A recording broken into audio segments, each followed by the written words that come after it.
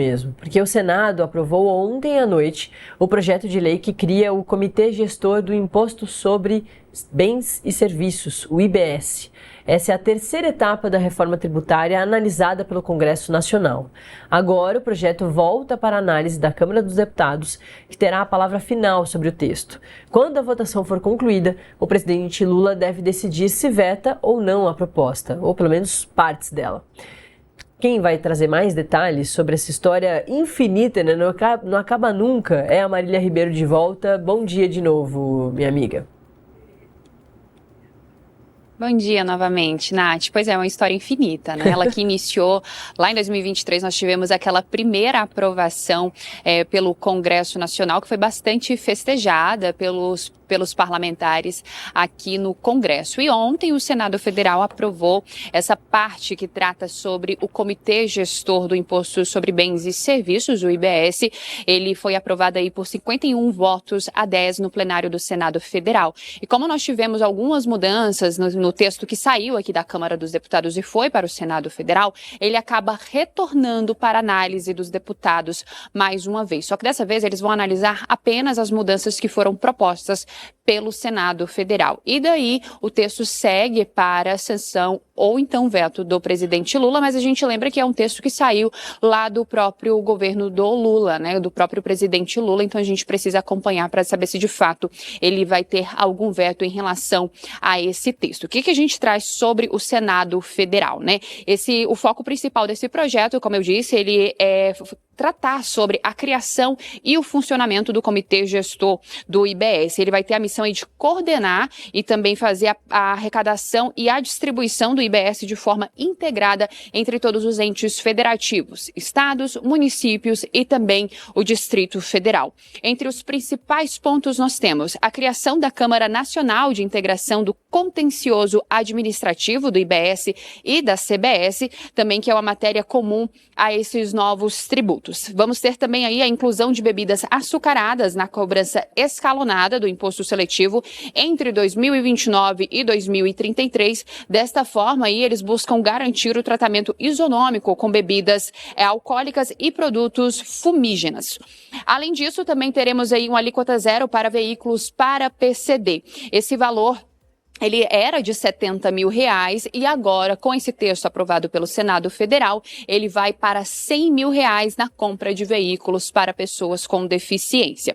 Como disse, teve mudança, o texto retorna aqui para a Câmara dos Deputados.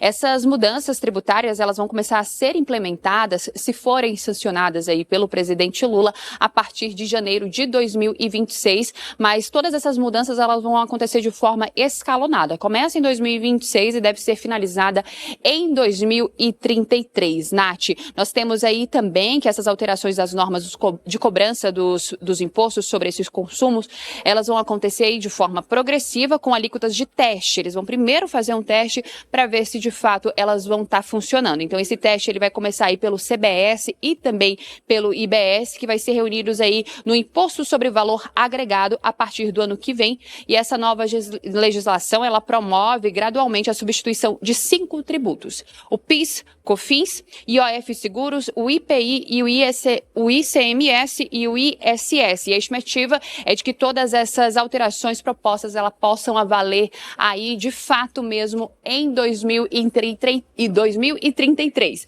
Então é um assunto que promete ser aí finalizado agora em 2025 para ter início aí de forma gradativa a partir de 2026. Esse texto nasceu lá no Ministério da Fazenda, dentro do governo Lula. A gente lembra que, na época, o ministro da Fazenda, Fernando Haddad, ele chegou a vir aqui no Congresso Nacional e entregou nas mãos de Arthur Lira, que era presidente da Câmara dos Deputados, e de Rodrigo Pacheco, que era então presidente do Senado Federal. Esses dois textos que acabaram sendo, eles foram divididos nessa reforma tributária. A primeira foi aprovada em 2023, a primeira parte, e agora essa segunda parte aprovada pelo Senado Federal ontem, que ainda precisa dessa análise da Câmara dos Deputados. E essa foi uma das marcas deixadas aí na gestão de Arthur Lira, que foi a reforma tributária. E agora, aqui na Câmara dos Deputados, o ministro Hugo Mota vem trabalhando também para deixar a sua marca.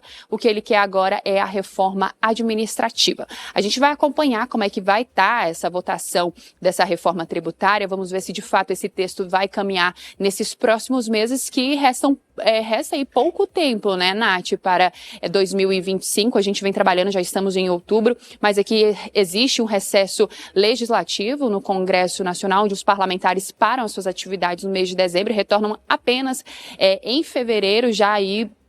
E muitos acabam emendando no carnaval, e são muitas pautas que precisam ser aprovadas. A gente tem agora a isenção do imposto de renda e agora temos essa segunda parte também da reforma tributária. Nath.